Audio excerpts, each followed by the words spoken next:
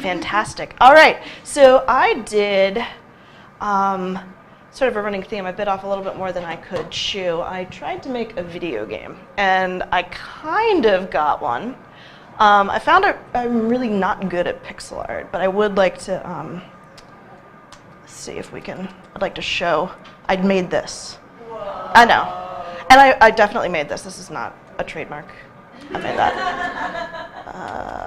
Okay, so what we have here is something built in Phaser, which you may remember from the pronouns game. And I went a different way with it. I did some of the physics stuff with it.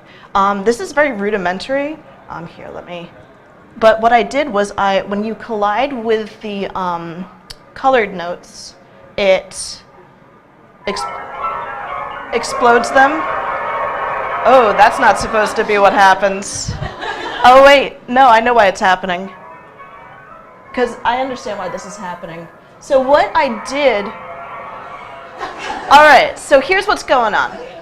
I forgot I did this. What is going on is I also took the opportunity to explore the HTML5 web audio, which is really interesting. It's a very powerful tool that you can use. It extends audio in the browser a lot further than what we've seen before. And so what I've set up is that you can actually pitch shift sounds in the browser by extending the playback time, which is not something you could do previously. And that's just one of the editing things that you can do in web audio. So what I did with this was I pitch shifted the black notes down very far, and I pitch shifted the colored notes not quite as far. So you can hear the two different tones. And so that's sort of, basically Phaser operates on, making these bodies. And so it checks in real time to see if there's collisions going on. And it's really interesting because it works very quickly. The original intention was to have the notes fly back down to the cat, but because of the collisions, it hits the platforms and doesn't go any further, so I took out that. And then I'd just like to show off a little bit of the code because I think it's kind of neat. So basically, it's very straightforward. You have these 3 different functions that run in order.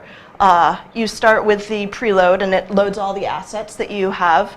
And then you have the create function, which goes through and basically assigns all of the initial stuff. Like in the create function, that's where you build the buttons. That's where you initialize all the notes and assign them variables. And then in the update function, it just shows it's really straightforward and really interesting. I recommend people check it out if they're interested in doing something like this.